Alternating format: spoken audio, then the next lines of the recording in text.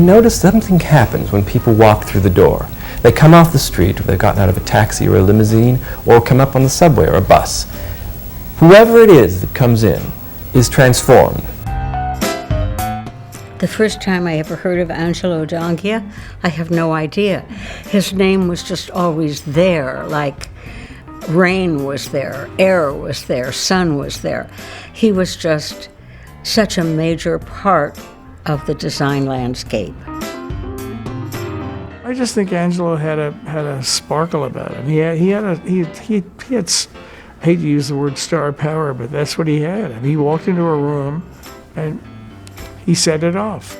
It was like eating a new food that you haven't had before, and you tell everybody about it, and everyone wants to go out and have that cronut after you've talked about it. So Angelo was like the cronut. With a client list that includes such names as Halston, Barbara Walters, Diana Ross, and Ralph Lauren, D'Anghia is truly the designer's designer. While maintaining this select circle of prestige clients, D'Anghia has managed to bring style and glamour to millions of mass-market middle Americans. So while the corporate heads of PepsiCo and Warner 7 Arts lounge luxuriously in their D'Anghia-designed offices, your neighbor next door may be sleeping on Angelo D'Anghia sheets by Bloomcraft or J.P. Stevens. Going beyond designing individual rooms and creating total environments that encourage people to look and feel glamorous, and his insight into our universal desire to feel glamorous is what has brought him from his humble beginnings in a small Pennsylvania town to his current stature as America's premier interior designer.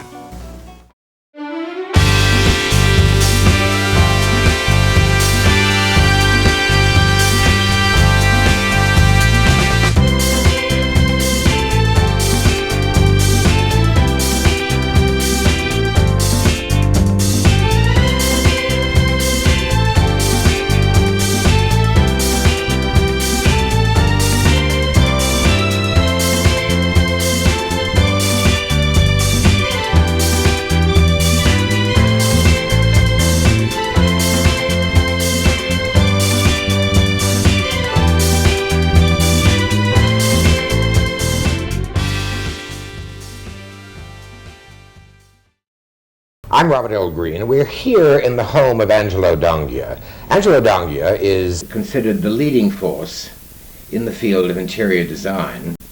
Angelo, I really think that when one starts an interview of this nature for purposes of an archive collection, that it is essential to know something about the little Angelo. Where did you come from? When were you born?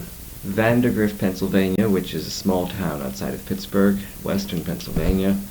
And I grew up as an only child, the son of an immigrant, a tailor by trade. Because my mother worked, they had a dry cleaning store in the early period of my life, which then turned into a menswear haberdashery type of thing, and then it turned into a formal wear rental sort of thing. And my father developed his own business, and I think now that I'm talking, I'm beginning to even see more how I developed out of what was just a little tailor sewing and repairing and making clothes into a dry cleaning segment of it, and then a store attached to it, and then a formal wear rental attachment, and then wholesale formal wear rental. So he began to develop, and he developed very beautifully out of one little thing. There are many tailors who just remain tailors. As a child, he began working in his father's tailoring shop, and he did all kinds of little odd jobs as a kid. And that sort of, I think, evolved to one day he asked his father if he could do the window design for the shop. And it had a little storefront window on it, and Angelo came up with the design, and he put it together, he installed it, and obviously they saw there was a talent there, it was quite creative. And Angelo himself saw an opportunity. And I think he very much his involvement with both his parents in the shop, he learned business. I think growing up in Vandergrift, Pennsylvania, I think like a lot of people, he had a natural ambition. He obviously had a beautiful eye from birth. You can't attain that. You can polish it, but you can't really It's God-given. There was a movie theater, a little teeny town movie theater up the street. It was called the Arcadia. And I would go to the movies. Every time, I saw every movie that ever came to Vandergrift, Pennsylvania. Did you absorb specifics such as manners or such as ways Yes. in which people behaved? I sensed there was a way to move. There was a way to look. There was a way to move your eyes. There was a way to talk to someone you wanted. There was a way to sit in a chair. There was a way to set a table. I love dancing like Fred Astaire. I mean, when I would see a Fred Astaire movie, I would just walk home and all night close my eyes and hum the songs and pretend it was me who was doing that. And then I would dream like I was dancing with no floor under me. He made rooms come to life. They were like in the movies. I mean, you thought you were watching a Fred Astaire film. I mean, you just thought you were. It was amazing, really amazing. Everything very dramatic, you know. It always had a kind of glamour to it, but not so you'd go, oh, that's glamorous. It had an allure. It's Mrs. Vreeland's favorite word. It had allure. What was your relationship in school? In school, I, first of all, was not athletic at all. So I took on things that were more creative in the sense that I would make things attractive. I would be in school plays. I would do things with photography. And from this grades 1 through 12, by the time I reached the 11th grade, I was the president of the student council and the president of 5 other organizations in Vandergrift. I invented an evening that would be a dinner party where there was the head table and I had the superintendent of schools on my left and on the right I had the president. This is when I sensed that I could do a lot.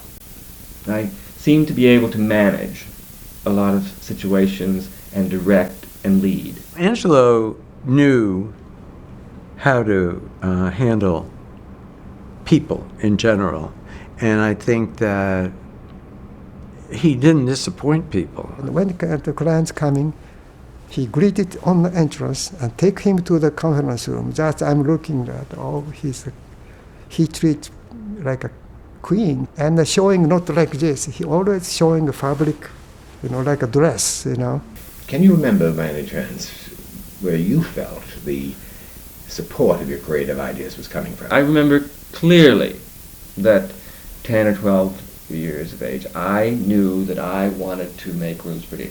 I was devoted and addicted to House and Garden magazine, House Beautiful, which was very brown then. Brown magazine. Beige and brown. But House and Garden was very special, and I would read stories about certain decorators who were popular then, and they would say, such and such a decorator. I forget, it was a story, I think, about Bill Pullman, and it was that Bill Pullman was making $50,000 a year. And I thought, well, I never heard of a sum of money like that. Of course, I'll never to make that. But wouldn't it be nice? And when I read these ads, I read about schools, and I remember seeing little ads in Vogue and House and Garden, ads for Parsons School of Design. But it never registered, and I said, well, that's not really what I want to do, and I certainly would never go to New York City. That's a fright to even think of going to New York City. I had to go to a college, and because my parents had taken me to Florida every year, I discovered the University of Miami, and I realized that it was certainly a very comfortable place to live. It was certainly very glamorous. And University of Miami had a full curriculum, degree design curriculum, that would be for interior design. So I chose it for that reason. A young man who was teaching in the head of the Department of Interior Design, he came up to me one day in second year color, second year design, whatever it was called, and said to me, Angelo, I must talk to you.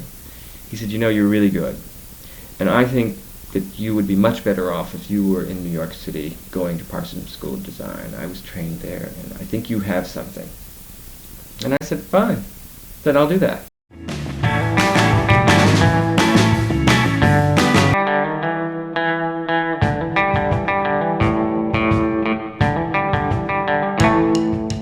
Parsons was very tiny at that time. There were only 4 departments. It was on Sutton Place. It was almost impossible to get in, and the interior design, especially because of Van Day Truex and all the people that had been involved with Parsons, it was legendary, even though the school was very tiny. Tom Britt, Albert Hadley, they were all Parsons, Stanley Barrows people. One year he had about 15 students, and Angelo was one of them.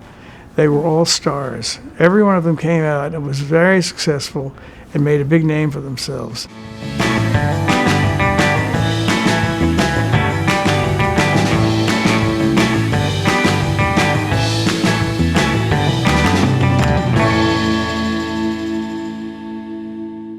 Your first job was with Yale Burge, my first and only job. Yale Burge was one of 3 people I was to call the day after New Year's. If, oddly enough, I just happened to call Billy Baldwin. He wasn't in. I called Michael Greer. He would call back, and I called the Yale Burge organization, and I said I would like to come in for an interview. And he said, fine, do come in. And he was a charming man, very charming man. I was very impressed with him. He was very soft, very gentle. When he asked the all-important question, which seems to be always the most important question in any interview of this kind, how much money do you want? And I said, I would like $100 a week. He said, you'll take 75, and I said, I sure will. Fast. Very fast. There wasn't even a question in my mind. I didn't pause for a second. And he got that I really wanted it. So he said, well, you'll start next Monday. You know, I got so excited when he said come in on Monday, I realized that my exam was on Monday. And I said, to hell with the real estate course, to hell with the degree. I only want the job. It didn't occur to you to say to Mr. Burge, there is a slight problem, I have this class, can I come in on Tuesday? I wasn't, you see, I wanted the job so badly that I wasn't willing to risk that. I can remember Yale always being a good person to work for and very kind and generous in the way he worked. And it seemed to pervade the office. Everyone was that way. There were about 4 or 5 designers on the staff. Mel Dwork was one, Gloria Kaplan, Ray Sandercock, John Fitzgibbons, and Angelo. They also had I'm going to say it was sort of a formula for doing spaces, which was typical. I mean, each of the designers did something separately and different, but the majority of the work that was turned out was easy to follow because it was a plaid, a print, a solid, and using most of Yale's products. Angelo broke that look with some frequency. Most decorators in the office say, okay, I use this 1, 2, 3 for all Yale Burge, and finished. Angelo is not happy to use Yale Burge furniture constantly. For example, that we're working on the studio and Yale come, where's my furniture? That's a pressure for everybody. I think Angelo feels too, same way. So he loved to do more freedom to selecting his own furniture to design his own way. I was on my way to Florida, and I was sitting next to Michael Greer. He sat there and he said, Angelo, why don't you come and work for me? I'll give you $100 a week more than Yale's paying you. Now, he was a good friend of Yale. And I turned to him, and it's probably the most important thing the most important response I ever made in my professional life. I said, Michael, I can't do that. You see, I would never leave Yale. He's been too good to me. Yale actually gave him many, many opportunities that people would not have necessarily had. He gave him a lot of freedom, and he was very confident in Angelo. And Angelo proved himself time and time again, which helped Angelo to sort of infiltrate into the business side of Yale Burge. But see, the restlessness in me was still stirring, and I wasn't satisfied. I wanted more. I remember, I don't know how many years, but maybe 1970, early 70s. He told me or somebody, designer or decorator make money, not big money. So he liked to do something business, and that's he starting and vice versa textile. I wanted to start a little fabric business, and I had a friend, Seymour Abigdor, who had done some geometric designs, and I said, Seymour, I think they would make great fabrics. And he said, I can't find anyone to buy them. And I said, you know what? Why don't I do it? And I thought about it. I said, I could have them printed. I'm sure it's not that difficult.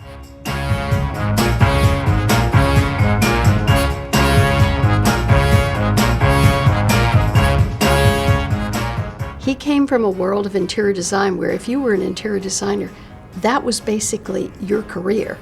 And so while being an interior designer with Yale Berge in Berge d'Anguia, he decided he wanted to do a line of textiles, and he opened his own company with Mr. Berge's blessing called And Vice Versa, which was knock your socks off in the industry because it took pattern on pattern on pattern. And he opened his first showroom in the D&D building, and I remember going to that party. It was just wild. Seymour and Angelo were working together on the Vice Versa collection, which was very stimulating and very exciting. There was nothing like it in the industry at that time. And it was just a joy to use them because it was, it was like springtime. It was like, smelling fresh flowers. It was new, it was exciting and invigorating and so on. And Vice Versa was very successful, and I used dozens and dozens of their patterns and frequently used them and so on, and had them in my own apartment. Seymour was one of those people that he was beautiful, mischievous, he had great style, and he was a star, and he was so tiny. Seymour was an amazing little guy. He was about 4'9", or maybe shorter, and he had an apartment. It was an apartment on Lexington Avenue above one of the stores, and everything was covered in different patterns. I mean, it was like wild. When he started in Vice Versa, that was very much about the time. It was about the trend. It was about what was happening in fashion, what was happening in society at that time in the 1960s. And he really saw an opportunity to create these textiles, and he had fun with it. And it's so obvious when you not only see the patterns, which are very geometric, very colorful, but also with the names. The names are quite whimsical. And so I think a lot of that was fun. It was not necessarily what he saw himself using in his interiors. I think he saw it as an outlet and an opportunity for creativity.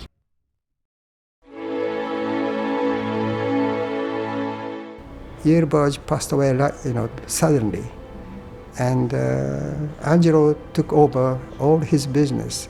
He doesn't take over antique and reproduction furniture, but the design company, Angelo, take over. Angelo was brilliant at business. He was a showman, and he knew how to do it. And it was successful. Yeah, it really was. We shared a house together in Fire Island with Halston, the three of us. And I was with my longtime lover, so there were four of us. We had a great time together. It was one of the closest relationships I've ever had with a person. His mother and my mother were close friends. They were like sisters. So it was a wonderful period. Carmen was a very strong lady as far as I was concerned. She lost her husband at an early age, moved to Manhattan from Vandergrift, Pennsylvania. He really made a life for her in New York. She was wearing Halston's clothes and going out with people when, he would take her out a lot and cruises. And he really took good care of her. She went and took bookkeeping classes, and she was in charge of Angelo's money for the companies. She was the watchdog. Halston was one of the first to sell his name and get a big licensing contract. And they were competitive, they definitely were competitive. I think, it was Halston had really become a phenomenon, And I think it spurred Angelo on to want to become more of a phenomenon himself. I think Halston was a major influence on a change in Angelo's life and the connections that were made. Angelo saw a corporate Donghia Associates, that it wasn't just, I'll make a beautiful apartment or house for someone, which he did, but that, yeah, he's a very smart businessman.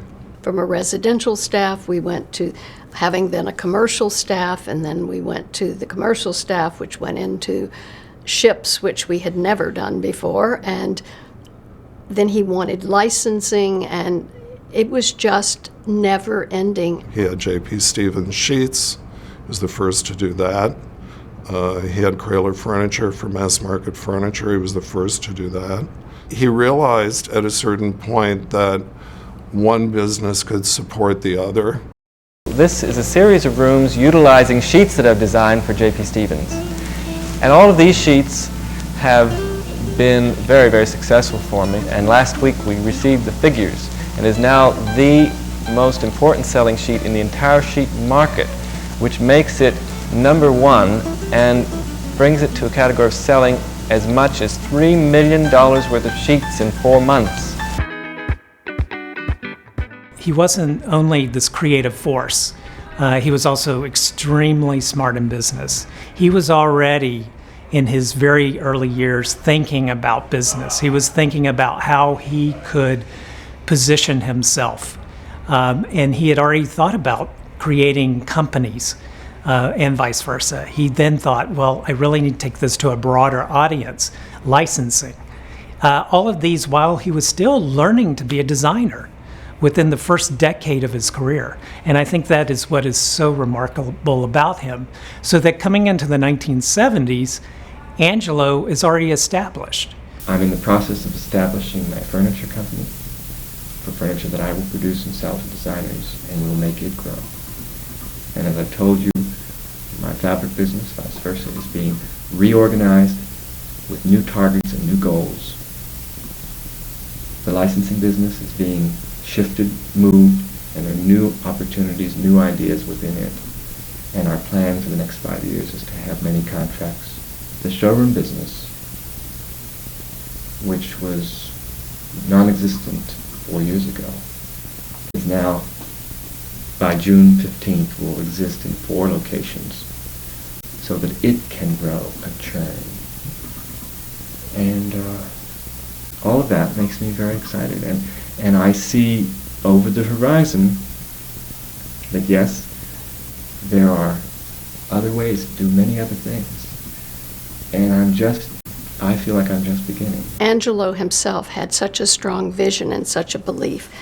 He was a man who had always dreamed beyond what he was doing at the moment. And I think those dreams, he always thought about them in depth and the repercussions that they would have at every level of his business. So he just said, no, I feel this is the wave of the future.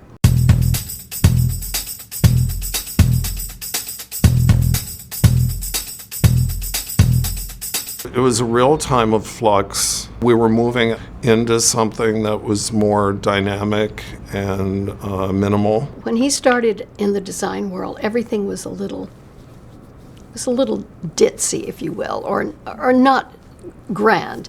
Angelo liked big statements. He really hated little tiny things. He felt less is more was always his motto. I was drawn to Angelo because he seemed to be pushing the envelope. He seemed to be willing to take risks that a lot of the other people weren't.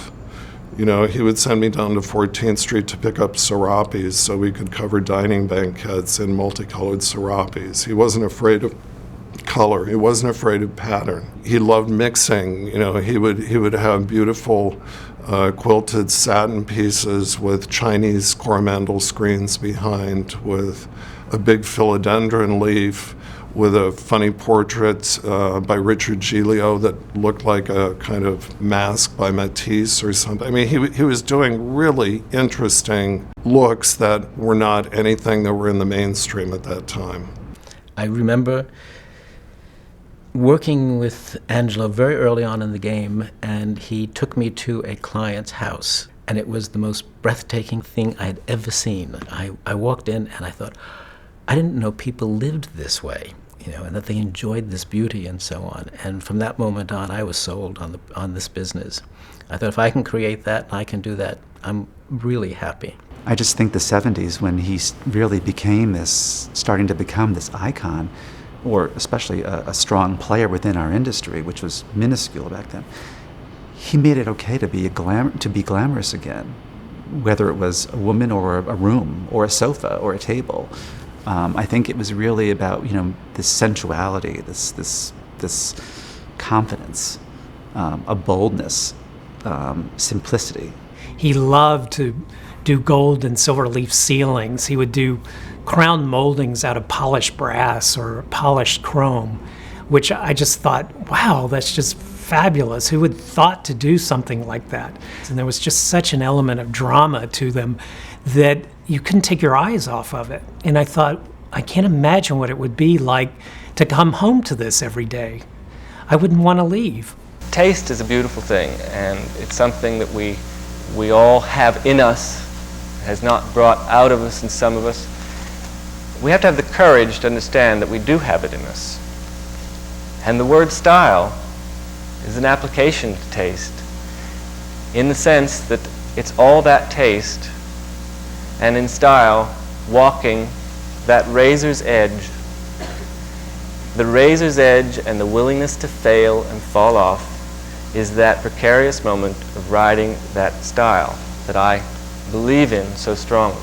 To do that little bit of something that is yet different from what anyone else might have done, and to do it with the courage and the understanding that if you fall off, that's okay, because you get right back up onto it again and keep going. But that simple willingness to fall off allows you then to be full about it and to allow yourself to really do the fullest of your expression. And when you reach that full expression, you really realize you didn't fall off. He had just finished a townhouse for himself. Obviously, every magazine wanted it.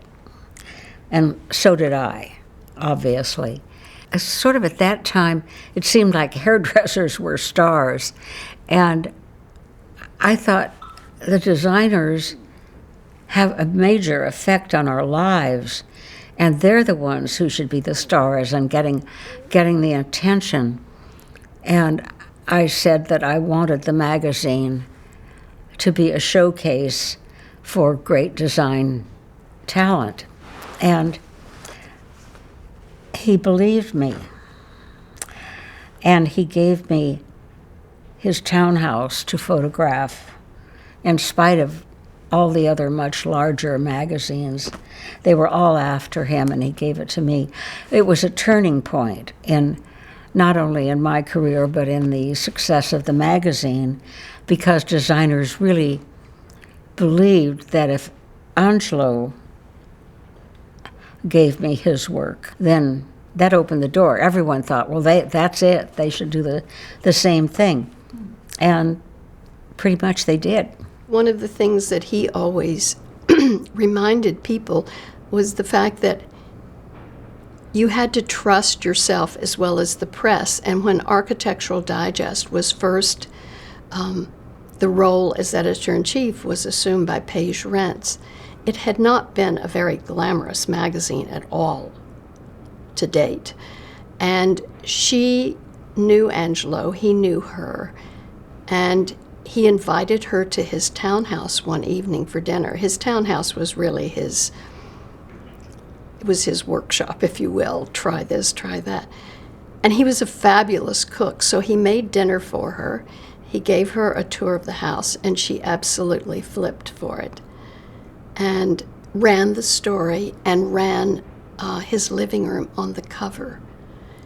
And that really propelled her, him, and I guess the direction for the magazine. I think why you see certain changes going on in the magazine world right now is the fact that because of the advent of Paige Rents and her power, of creating a magazine which is the most powerful magazine today. It's also important in other countries. The hottest magazine in Paris today is Architectural Digest, but that's quite a feat.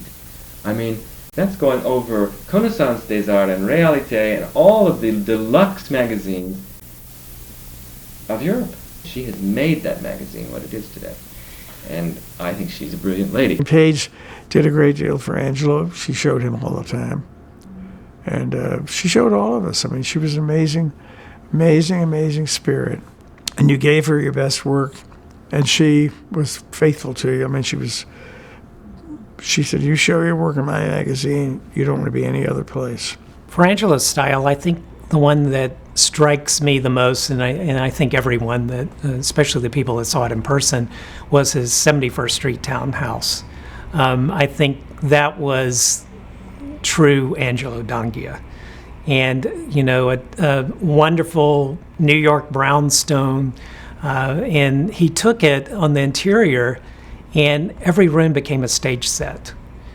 He was not afraid of trying anything. There were no boundaries for him, yet he was still respectful of the architecture of the building itself. I was reaching for some way in which I could define what was this room communicating to me, and then I got it. I realized that for me it was a movie set. It actually gave people the desire of wanting to participate in this room. They wanted to be part of the room. Angelo always said that the people were the accessories. They were the color. They were the sort of life that came into a room. And I think that was very true. And he designed that with that in mind, that he designed the room all the way, he took it up to a certain point, knowing that the finished room would include the people. Whatever you sit on in this room, and for whatever you're wearing, it is a perfect background to show you off. I love color, but I also wake up in the morning with ideas, and the ideas are usually in color. You know, I don't dream in color, but I think ideas in color. Now, I love that. And my thinking in color, I couldn't have a color that was my favorite color. I really love green. The color of this room is green. It's my favorite color, emerald, or viridian, to be technical. In my bedroom, I decided gray, the softness of gray, not storm gray, but the softness of a fog or a dusk. Cloud. Cloud, pale, soft gray, with a gold ceiling, a gold Chinese tea paper ceiling which gave the sparkle to the gray, and all the furniture covered in gray flannel, and sparks of white as light, streams of bright light coming through the trees of the shady forest. And you begin to see this very soft, clean brilliance with sparks of color being fresh flowers against the gray and the white and the gold ceiling. That was, I think, the beginning of gray flannel for Angelo. And I think Angelo became famous for doing, you know, gray flannel on things. And that room, the shocking thing was that it was gray. We had just been through pattern on pattern on pattern and color, and all of a sudden it was gray, quiet, soft, laid back, hushed. You know, and so that was a major difference. He redid my entire bedroom in gray flannel, which it still is. And he said, if you ever want serene sleep and a totally calm environment, keep your bedroom pale gray flannel. And it's true. My bathroom is the special room in the house, and I call it probably the room that sees you at your very bottom. And your very bottom. It's the only room. And your very bottom, right. My bathroom is there to provide an easy entry after a full night of sleep. You know, you have to come back into the world. I think that too many people allow themselves to come into the world too quickly, and the shock is very tough on the system. You know, you have to think about that. The daily world. The daily world is something that really is very difficult. So I have very soft light that is a full wall of mirror with side mirrors that show four sides, all four sides, and you begin to know that you're there and light is soft and you enter. It's almost like being born. You know, they say babies should be born in dark rooms so that they're not shocked by the light. Well, I feel that's true of anybody because you like being reborn every morning, you know. Ralph Lauren had decided that he and his wife Ricky were ready to redo their apartment in Manhattan. So he called Angelo, arranged to come to our office to meet with him to discuss the project. Now, Angelo was always very dressed, perfectly tailored suits, ties, the whole thing. And as you know, we always think of Mr. Lauren as wearing jeans and cowboy boots, etc. So the morning of the meeting, Angelo walks into the office. He has on cowboy boots, jeans, and a plaid shirt. The entire office almost fell off their seats. No one said anything. Mr. Lauren arrives, and he has on a three-piece suit. And the moral to that lesson, Angelo explained to us, was you always try to make the other person feel comfortable. Ralph Lauren is a turning point for even Angelo. He changed his style completely that time of Ralph Lauren. Before that, he designed mostly Art Deco style. And even Angelo wearing a nice, the open shirts and the relaxed linen suits and so on. So, and right after we started the Ralph Lauren, he said, everybody has to have ties. Jeans okay, but have good taste because we're selling image, not furniture. That's we understand. That's a big, change for us too. Ralph is a close friend of mine, and I have to tell you, I have admired him because I do admire success. I do admire people with integrity, and I think Ralph Lauren has a great deal of that. He's an extremely fine person. His particular style that we're using in this apartment, which is pared down to nothing, and it's perfection of space, proportion, and scale. It is the simplest thing that I have ever done, and it will be the best thing I've ever done, technically. But without the freshness of it happening. Spontaneity. There won't be any spontaneity. It's been taken away. He'd do it over 18 times. It didn't matter. Cost was no object. What he wanted was to be right. You see, he does his clothes that way. He'll make 20 models before he gets the one model that he likes. I worked very closely with Ralph and Angelo on that. All the upholstery was white cotton, all the walls were white plaster, the floors were just natural wood, all the furniture was white lacquer. The only color was really the wood of the floor, the wood of the blinds, and the green in the tropical plants. I think he and Ralph were very much a competition about who was going to be more successful quicker. Of course, Ralph was selling clothes, and you reach far more people with clothes than you do with a yard of chintz. So they were each making statements, and they were making profound imagery and names for themselves. So I think they understood where each was coming from.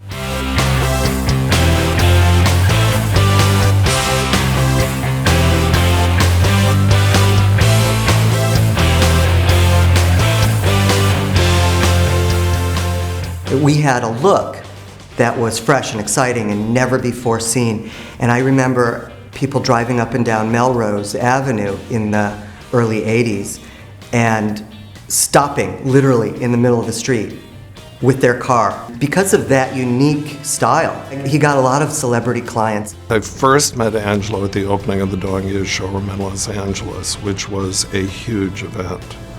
Particularly for the design world in California, we were all blown away. There was a Klieg light out on La Cienega in front of the building. There were movie stars coming in.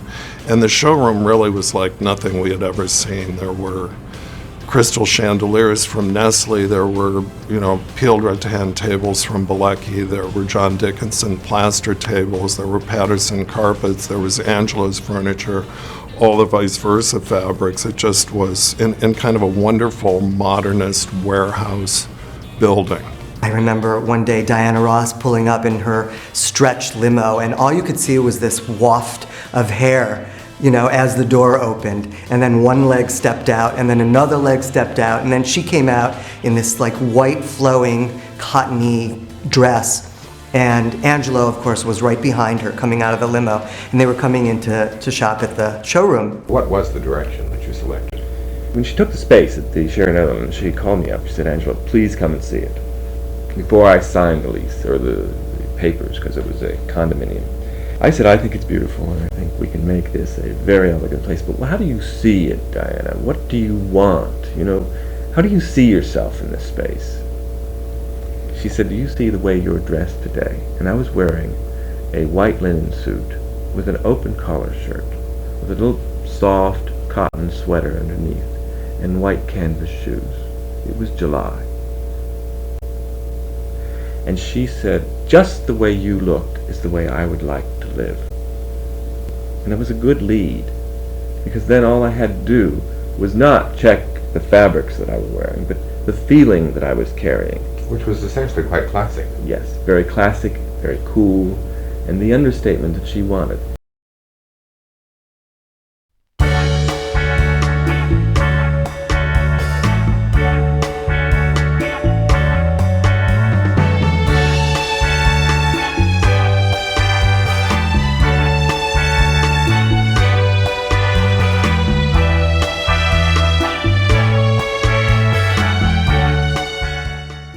At that particular time, it was a wild era of dress and music and drugs and everything else. So there was a lot going on. So I don't think most of us, Angelo included, ever really separated your business life from your personal life. They were wild times, too. It was a very exciting time in history, and also a very destructive time in the long run. There was a period in time where everybody was going to Studio 54, but he wasn't one of the people that was going there every night, unlike some other friends of ours, which was the way of getting everybody out of their house. Okay, we're all going to 54, and then they'd all leave, and then a select few would come back. I went there once for 20 minutes. It was a scene out of Sin City. It was like going to, I think it was like going to hell. I mean, I just saw things in there I never seen before. It was wild. No, that was a fun time. A great time. Unforgettable time.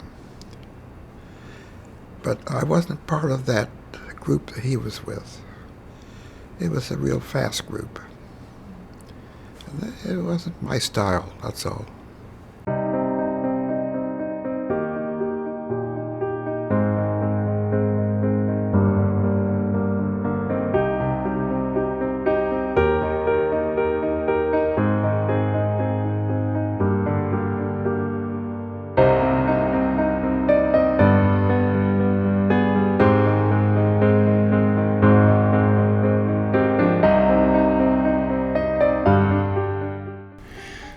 When Angelo died, age was known, but it didn't have the impact that it subsequently had.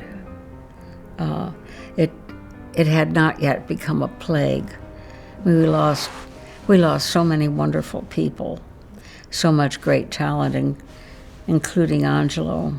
Nobody knows what kind of disease, and there are no medication, any information, so that everybody fear. So then gradually coming to, to the design field, and after Angelo passed away, every 3 months, I have to go to the funeral, and this is very sad. In our many members of used to be Dongia, we lost many young people. It was very sad, because he was on his way. He was number one, as far as the young designers were coming along. Angelo was it. I just couldn't imagine it happening. It was just inconceivable to me. I couldn't imagine that light going out. I think he had the right name because he was an angel. Sorry. I really loved him, and I hated to lose him.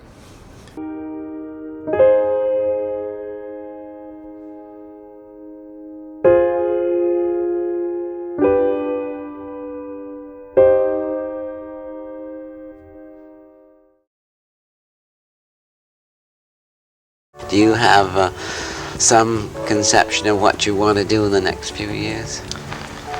Well, let me say, I can answer it very quickly. I have a lot of excitement and a lot of enthusiasm about the future.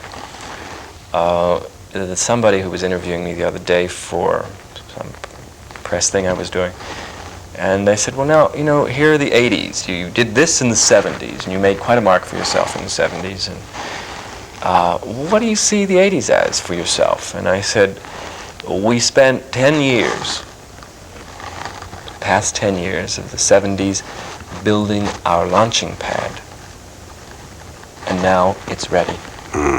We will utilize it in the 80s. And that's what I feel. I feel we are only babies. I have 6 companies. Each one is in a very healthy condition. Each one is a very well set up situation with little Yale Burge Angelo D'Anghia combinations. And all of those combinations pretty deep roots, are yes. deep rooted, and I'm doing what he did for me, I'm doing for them. So that I have found by letting go, I'm growing. And my ultimate goal is to become important enough and influential enough to encourage young people and to make a mark in our industry so that we can gather together, make a stronger force out of what we do so that the world can be a more beautiful place to be.